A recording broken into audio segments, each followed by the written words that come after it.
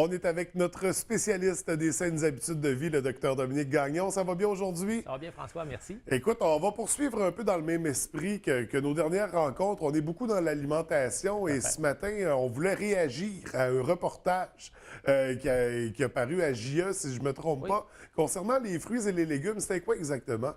Bien, en fait, moi, j'ai été surpris. Je n'avais pas entendu parler jusqu'à temps qu'une amie dise « Hey, as-tu entendu ça à JE? Les fruits et légumes sont contaminés. Il faut faire attention, surtout ceux qui viennent de l'Amérique du Sud ou de Chine ou d'ailleurs. Il ne faut plus toucher à ça. » Là, la panique était comme prise un petit peu de dire les fruits et légumes, là, il ne faut pas prendre ça. Alors qu'on sait très bien que les tendances scientifiques montrent tout à fait le contraire, que c'est beaucoup plus l'alimentation transformée en canné, tout ça, plutôt que les légumes frais, les fruits frais, on met beaucoup ça de l'avant. Je les attends un petit peu, j'ai dit je vais aller écouter ça, puis je tenais à réagir parce que sûrement que plusieurs de nos téléspectateurs ont pu écouter ça, ça également.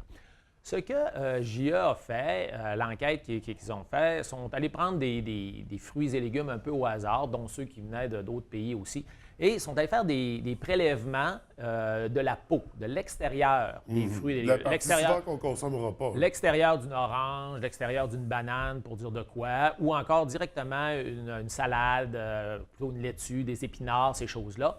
Et puis, ils les ont cultivés dans un pétri, tout ça, pour se rendre compte qu'il y avait beaucoup de micro-organismes, qu'il y avait des moisissures, qu'il y avait des micro-organismes aussi qui étaient pathogènes pour l'être humain. Hein, on parle de Clostridium, on entend parler des fois des diarrhées à Clostridium difficile qu'on va voir, de la salmonelle, puis tout ça.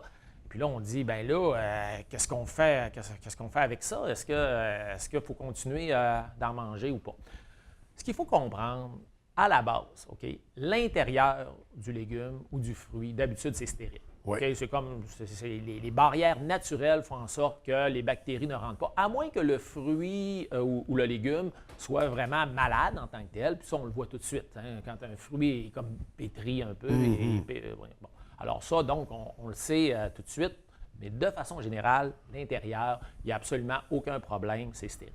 Alors maintenant, l'extérieur. C'est sûr qu'on va comprendre qu'un fruit ou un légume qui vient de loin, qui a été cueilli, on ne sait pas nécessairement trop dans quelles conditions, c'est vrai, puis qui a été manipulé, qui a été transporté plusieurs fois, puis qui arrive sur nos tablettes, mettons, en plein hiver, il faut s'attendre que l'extérieur du fruit ou du légume ait peut-être des micro-organismes, puis c'est ça qui manque. Ça, c'est sans compter les gens à l'épicerie qui prennent la pomme, qui la remettent dans le tir, c'est... Exactement. Je veux dire, on parle des fruits qui viennent de loin, mais effectivement, même les fruits d'ici, qui, dans le reportage, disaient qu'ils étaient peut-être un peu moins contaminés, mais effectivement, c'est les légumes en vrac, souvent, on va regarder, on va toucher à nos légumes, ça. OK. Et ce qu'il faut retenir dans ça aussi, c'est qu'ils ont fait un message à la fin, mais il a été peut-être mal saisi. C'est que sitôt qu'on les passe en dessous de l'eau, tout simplement, quelques secondes, on enlève environ 90 de toutes les bactéries pathogènes qu'il y a sur ce fruit ou sur ce légume-là. Ce qu'il faut dire aussi, ce qu'il faut saisir, c'est que d'avoir des bactéries dans notre système comme tel, si ce n'est pas des bactéries pathogènes, ce n'est pas nécessairement mauvais. Hein? On parle entre autres là, de toutes les probiotiques. C'est des bactéries, des 7 bactéries qu'on va retrouver entre autres dans le yogourt, de préférence le yogourt nature, on en a déjà parlé dans d'autres chroniques. Alors pour justement se faire une belle flore intestinale, ce qui fait en sorte que quand il va arriver une ou deux petites bactéries pathogènes, ils vont entrer en compétition, si on peut dire, avec les saines bactéries. Et si notre système est vraiment bien pourvu en bonnes bactéries, à ce moment-là, cette autre bactérie-là ne pourra pas vraiment proliférer et nous rendre malades, nous donner la salmonellose, qui va être caractérisée par des gros maux de ventre, des vomissements, des diarrhées, tout ça, un peu comme le Clostridium difficile aussi. On a déjà entendu des épidémies là, où est-ce qu'on limitait les visites dans les hôpitaux. Alors, tout ça pour dire que il faut revenir à l'essentiel. On se lave les mains, hein, c'est bien important. Comme tu dis, on touche un peu à tout. Alors, on se lave les mains, c'est bien important. Il faut laver nos fruits et nos légumes et avant. Puis même si, mettons, on dit, bon, je vais éplucher une banane pour dire de quoi. Mais si la banane est vraiment contaminée à l'extérieur, ce que JE disait, c'est qu'en coupant la peau extérieure, ça se peut que le couteau transporte un petit peu de bactéries à l'intérieur. Bon, écoutez, on le passe en dessous de l'eau, on se lave les mains, puis il n'y a aucun problème à consommer des fruits et des légumes. Et de préférence, ne serait-ce que pour des raisons environnementales aussi, si on consomme plus des fruits et des légumes locaux, en saison évidemment, alors à ce moment-là, on diminue un peu là, les chances de contamination. En plus d'encourager les industries, les entreprises locales puis le monde d'ici. Mais il ne faut pas se fermer la porte non plus à toute cette variété de fruits et légumes qu'on ne peut pas cultiver ici. Non, donc, au contraire, ça nous apporte des bonnes vitamines partout. Il faut retenir, les fruits et les légumes, ça va devenir la base de notre alimentation. Il faut que ce soit la base comme telle. Hein. On est dans un processus en ce moment de révision du Guide alimentaire canadien. On en a parlé la semaine dernière, comment est-ce qu'il y a des révisions à faire, des mises à jour et tout. Mais ce qui va rester, c'est que la moitié de notre assiette, de tout ce qu'on mange, devrait être constitué de fruits ou de légumes. Donc, des petites précautions à prendre, mais surtout, continuons d'en manger si on veut vraiment éviter tout le lot de maladies chroniques qui nous coûtent, on le sait déjà, on l'a dit, 34 milliards en santé qu'on paye à chaque année. On peut diminuer ça par une saine alimentation. Donc, c'est le message que je veux livrer ce matin. On se lave les mains, on lave nos fruits et nos légumes, mais surtout, on continue d'en manger. Oui, n'ayez pas peur des fruits et légumes. Avant de terminer, j'avais des petites questions. Je voulais revenir sur la chronique de la semaine dernière. Oui. On en avait parlé. D'ailleurs, tu m'avais invité à le faire parce qu'il y a toutes sortes de petits éléments. Aujourd'hui, on a beaucoup de spécialistes qui nous disent qu'est-ce qu'on peut manger, qu'est-ce qu'on doit éviter. Il y a des aliments là-dedans qui faisaient partie littéralement de la base de l'alimentation, qui étaient mis en valeur par le Guide alimentaire canadien. Alors, on ne sait plus où regarder, on ne sait plus à qui croire et à qui faire confiance dans tout ça. Si on prend les produits céréaliers, par exemple, dans lesquels on sait on retrouve du gluten. Le gluten en soi, qui n'était pas un problème avant, aujourd'hui, quand il y a que le taux de gluten serait beaucoup plus élevé dans nos céréales qu'il l'était avant, suite aux modifications génétiques, je pense.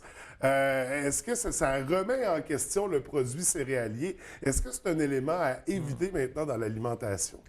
Les produits céréaliers. OK. Donc, ça fait vraiment partie également de la base de notre alimentation. On a parlé beaucoup des fruits et légumes, mais ça, parce qu'on va chercher beaucoup de fibres à l'intérieur de ces produits-là. Les fibres alimentaires pour le système digestif, la santé de façon générale, même ça abaisse les taux de cholestérol. Donc, oui, il faut consommer des produits céréaliers. Cela dit, dans la céréale comme telle, il y a effectivement une protéine qui s'appelle le gluten, OK, qui, dans certains, on va la mettre de façon plus concentrée pour, entre autres, là, donner plus de volume, je dirais, au pain. Il est plus moelleux, il est meilleur, tout ça. Alors, il y a certaines personnes, effectivement, qui, de façon génétique, ont ce qu'on appelle une intolérance au gluten. Puis oui, ça peut donner mal au ventre, puis bon, ça peut occasionner des pertes de poids. On dit que ça colle sur les parois de l'intestin. Cela dit, c'est pas tout le monde qui a nécessairement cette intolérance au gluten-là, OK? Mais il faut revenir quand même, encore une fois, au principe de base. C'est sûr que si on prend une substance, qu'on la concentre, qu'on en met en grosse quantité dans l'alimentation transformée, retenons ça, OK? Si vous n'avez pas de problème génétique d'une intolérance au gluten, et si vous consommez du pain, pour dire de quoi, parce que souvent c'est dans le pain qu'on va retrouver cette protéine-là, du pain qui est peu transformé. Hein? C'est du blé entier, puis il n'y a pas 50 aliments ou vitamines ou de préservatifs rajoutés dedans. Là, OK? On s'en tient, là, on regarde notre étiquette, là, on se rend compte qu'il y a 3, 4 ingrédients, on s'en tient à ça, pas trop de sucre. À ce moment-là, normalement, ça va avec ce dont on est habitué, ce dont notre corps humain a besoin, puis ça ne donne pas de problème majeur pour une grande partie de la population. Cela dit, c'est souvent monté en épingle dans les médias. Moi, j'appelle ça des maladies médiatiques. Hein? C'est ça, un peu comme ce que JA a tenté de faire un peu par nos fruits et légumes. Bon, le gluten, tout ça. Il faut mettre les choses en perspective. Et puis, si on revient à l'essentiel de manger des aliments le moins transformés possible, pour la vaste majorité de la population, il n'y en aura pas de problème. Puis peut-être aussi qu'il y a un élément, parce qu'on parle de varier l'alimentation, c'est important. Est-ce qu'à ce moment-là, pour le produit céréalier, on devrait appliquer... Parce que souvent, on va manger le même pain à tous les matins. Est-ce qu'on devrait alterner un matin gruau, un matin du quinoa, un matin quelque chose à base de riz à amener? Est-ce que ça éviterait... Parce que souvent, on entend parler des gens qui ont vécu des pertes de poids, puis parce qu'ils ont eu des changements dans leur alimentation, puis on leur dit comment t'as fait? Ah, moi, j'ai coupé le pain et les pâtes alimentaires. Ouais. Puis est-ce que... Les pépins, pâte patate. Ouais, c'est ça, c'est ça. Oui, ça, je l'ai entendu souvent. Là, Non, ça amène quand même à se questionner sur ce que ça nous apporte réellement, puis les alternatives à ça aussi. Je trouve un aspect intéressant, puis toujours dans la même optique, on parle beaucoup du lait ces temps-ci. Le lait, d'un côté, on nous dit un verre de lait, c'est bien, mais deux, c'est mieux. Très présent dans le guide alimentaire canadien. D'un autre côté, on nous dit le lait ne devrait plus être consommé en d'aussi grande quantité une fois adulte, que c'est pas... en tout cas, que ça peut créer des problématiques. Encore une fois, j'imagine que le lait d'aujourd'hui n'est pas le lait que mes grands-parents consommaient. C'est la même vache, là. Ouais, OK, on s'entend, là. Elle mange des céréales avec du gluten. OK, d'accord. Avec les antibiotiques et tout, là, les hormones. Qu'est-ce qui est arrivé au lait? Qu'est-ce qui s'est passé entre-temps? Bien, il faut comprendre que autour du lait, effectivement, il y a peut-être un débat à l'heure actuelle parce que quand on regarde les diètes santé qui font en sorte que les gens peuvent vivre en santé longtemps, comme entre autres la diète méditerranéenne, OK? Les protéines laitières ne sont plus à l'avant-plan. OK? Et puis, bon, on sait qu'il y a un gros consortium de l'industrie. Au Québec, on est des gros producteurs laitiers aussi. Bon, cela dit, prendre du lait, c'est vraiment il y a une saine protéine à l'intérieur de ça. Donc, on a besoin de protéines. Les enfants, pour grandir, exactement, les femmes enceintes, on a besoin de protéines. Puis, on retrouve des protéines. Et la vitamine D, qui, soit dit en passant, est rajoutée. Peut-être pas en grosse quantité, mais elle est rajoutée quand même. Donc, à ce niveau-là, je pense que c'est pas mauvais.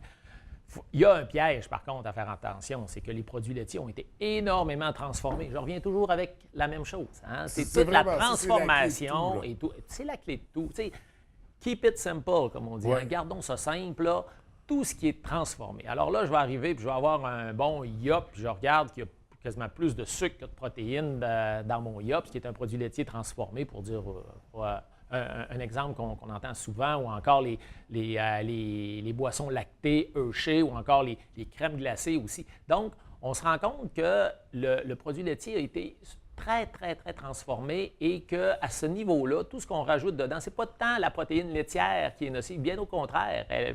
Pour l'organisme, je pense que ça peut être bon.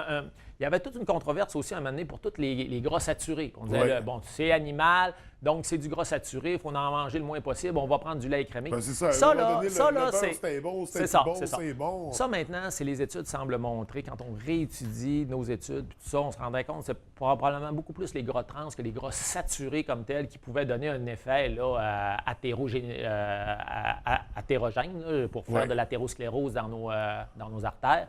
Donc, à ce niveau-là, c'est pas si mauvais que ça, là, au contraire. Alors, le produit laitier, je pense que dans les guides alimentaires antérieurs, les guides alimentaires canadiens, on le mettait beaucoup, beaucoup en évidence de par, je vous dirais ici, sa facilité d'accès comme tel. On va le garder, mais on va peut-être le ramener à sa juste place, que je devrais dire. Et puis, donc, oui, on en consomme, mais peut-être pas de façon prépondérante comme on nous a enseigné là, par le passé. Mais ce que je comprends de tout ça, c'est qu'à la base, ce qu'on suggère aux gens, c'est de consommer le moins de produits transformés possible et également de varier ces éléments-là, l'alimentation. C'est ça, pas toujours consommer le même produit en particulier. Le message, il est là. Et puis, j'avais dit lors de notre dernière chronique que je vous parlais du guide alimentaire brésilien. Mais là, avec ce qui est arrivé à GA, j'ai changé mon sujet. Mais on va y revenir. Puis vous allez voir que ce que tu dis là c'est l'essentiel. Ouais. On mange varié, on mange frais, le moins transformé possible. Puis la façon de manger aussi, on va y revenir. D'accord. Donc, dans les prochaines chroniques, merci beaucoup. Je te souhaite une belle semaine. Merci à toi aussi. Bye-bye.